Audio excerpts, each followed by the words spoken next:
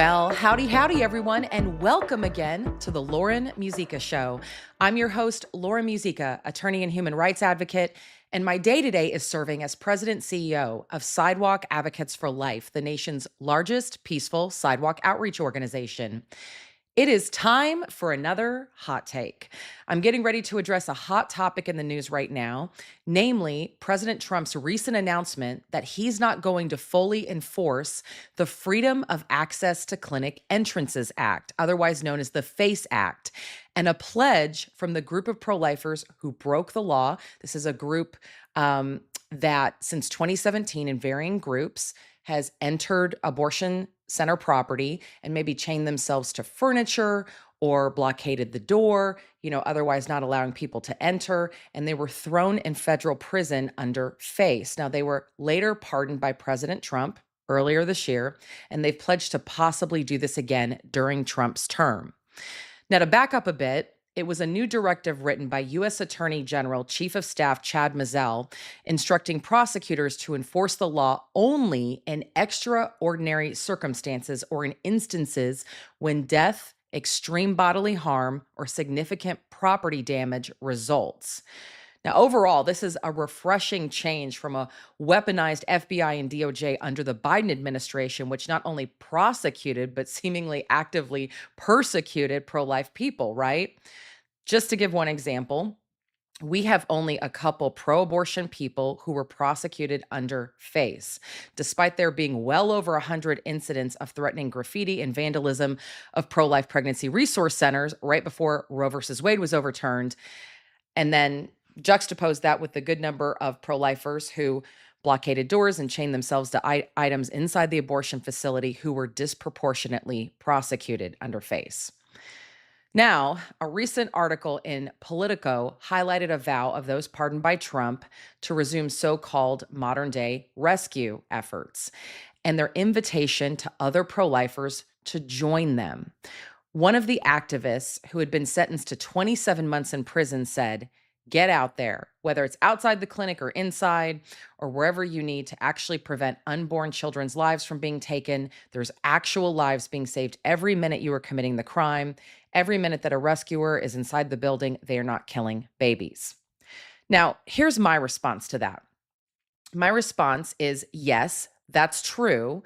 Temporarily, an abortion facility will go on lockdown. And by the way, did you know that in this day and age, most abortion facilities are trained to go on lockdown when there's an incident inside the facility. They often pull the women to the back room, limiting access, and halt abortions because a group of people have, for example, entered the waiting room. They're considered trespassers. They chain themselves to furniture, and they're actively preventing people from moving about the facility or even entering the facility itself, right? But the bigger question is, what happens after these folks enter and are arrested? What former Planned Parenthood director Abby Johnson has told us, as well as other abortion workers who have left the industry and become pro-life, is that appointments are almost always resumed or they get rescheduled, either at that same facility or another one close by. In other words, these people who hunger to save the lives of the preborn, and we all share that if you consider yourself pro-life, right? These folks who risked and served federal prison sentences because of their approach did not actually end abortion at the facilities where they took their stand, despite their best efforts. When you add up all these incidents since 2017, because there was, kind of a modern day resurgence of the old Operation Rescue from the 1980s and 1990s. And I want to be clear, we're not litigating the Operation Rescue of the 80s and 90s. There was a different time, different generations, different set of circumstances. That's a whole other podcast, right? Discussing all of that. But modern day, this is kind of what we're looking at, incidents since about 2017. This approach has rarely saved lives, if at all. And I'm not saying that to be mean to anybody that's participated in this or even be critical, but we just kind of have to look at the data, right? And when we contrast that with prayer and sidewalk outreach, which has confirmed tens of thousands of lives saved over the last couple of decades, I mean, I do the math and go, wow, this is really something to look at, right? We at Sidewalk Advocates for Life released a short statement the day the pro life activists were pardoned, and here's what we said. This is a specific group of people who broke the law by going onto abortion center property to stage protests or used bike locks, chains, and rope to try to stop abortions. The pardon is a good thing from the standpoint that faces bad law and it was used to inequitably go after pro lifers instead of prosecuting pro abortion people who had defaced pro life pregnancy centers and churches, much less abortionists who are lining their pockets every day with the death of innocent children. However, I still caution everyone to remember that when it comes to saving lives at an abortion facility, this approach hasn't produced much fruit, especially as compared with prayer and sidewalk advocacy. We have a moral obligation when the lives of innocent children hang in the balance to do the most effective thing that will reach the heart of a mother in crisis before it's too late. That should always trump making a public statement. We can hold both right now. We can celebrate that these pro-life individuals are no longer under a weaponized Biden administration and still encourage people to do what is proven to keep us on the sidewalk and saves the most lives at abortion facilities, which ironically is working within the confines of our First Amendment rights. If you need help with training, check out sidewalkadvocates.org. We'd love to help. So that was the short statement we released. So in closing, here's a few reasons why we would encourage people to stay the course in prayer and sidewalk outreach at abortion facilities and avoid participating in a law-breaking approach, again, something that some people term modern day rescue, even if the Trump administration is lenient right now.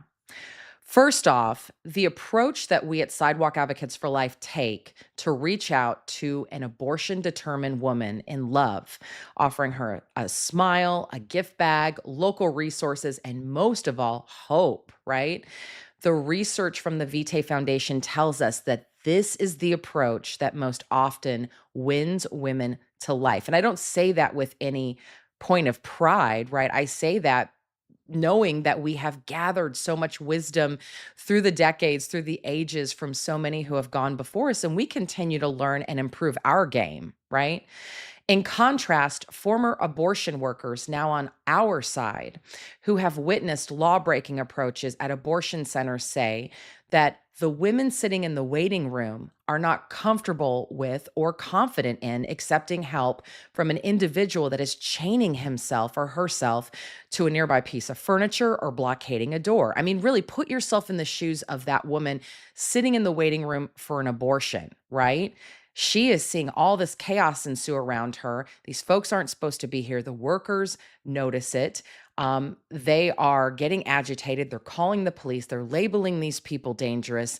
The facility's going on lockdown. They're pulling everybody to a back room. I mean, just put yourself in the shoes of that woman. And even if, yes, it is so true that what that abortion worker is doing is wrong, what that woman or couple is doing is wrong in seeking an abortion. At the same time, we have to create a safe environment for people to come to us. Safe meaning calm, safe meaning approachable, right?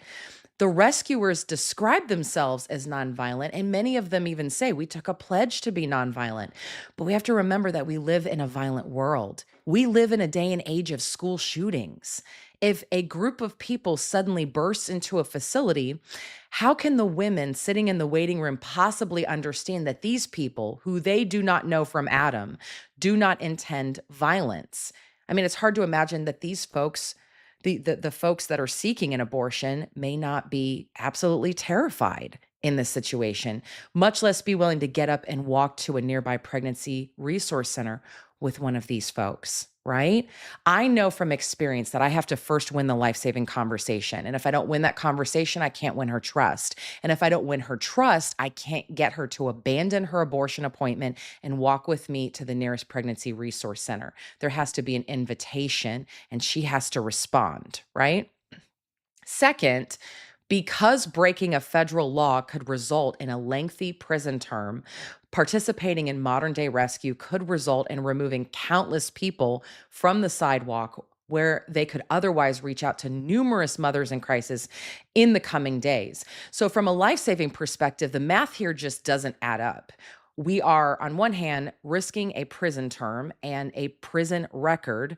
And by the way, if you become a felon, you're talking about the burden now of not being able to vote or own a firearm or adopt a child. I mean, this is hefty, right? If you get charged and convicted under FACE.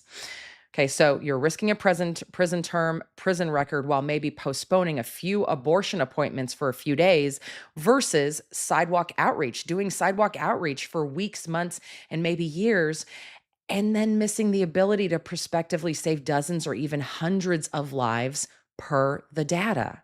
Okay, so weigh that out for a second. Like, do we want to just delay abortions, or can we do the activity that is credited with tens of thousands of saves? But there's something else, something very simple that I fear that the pardon activists are missing, and the people who are even reading the Politico article may be missing. And that's the fact that administrations change. Yes, Trump pardoned them for violating the FACE Act in these instances. But what happens when there's another administration change in 4 years? The fact is, really hear me on this. This is interesting. There's a statute of limitations of several years on FACE Act violations. And let's say someone commits, this crime, so to speak, or, participates in a modern day rescue act next year. A new administration could come in after Trump and his administration, and they could flip the switch and decide to prosecute violators of the FACE Act 4 or 5 years afterwards.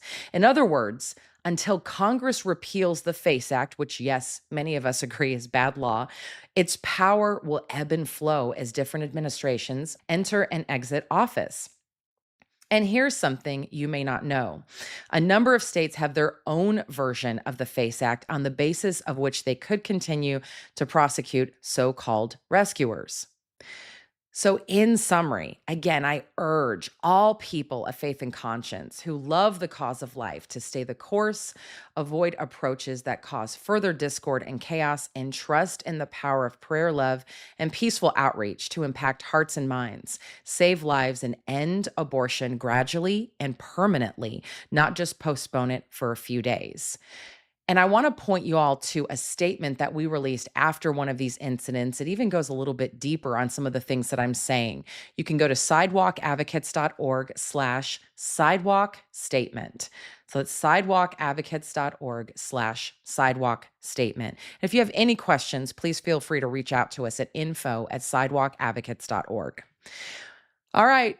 Well, with that, I hope you'll join me next Friday at 9 a.m. Eastern, 8 a.m. Central for the Lauren Muzyka Show. You'll find it on the Sidewalk Advocates for Life Facebook page or YouTube channel, or wherever you get podcasts. Have a great week, everyone. Thanks so much.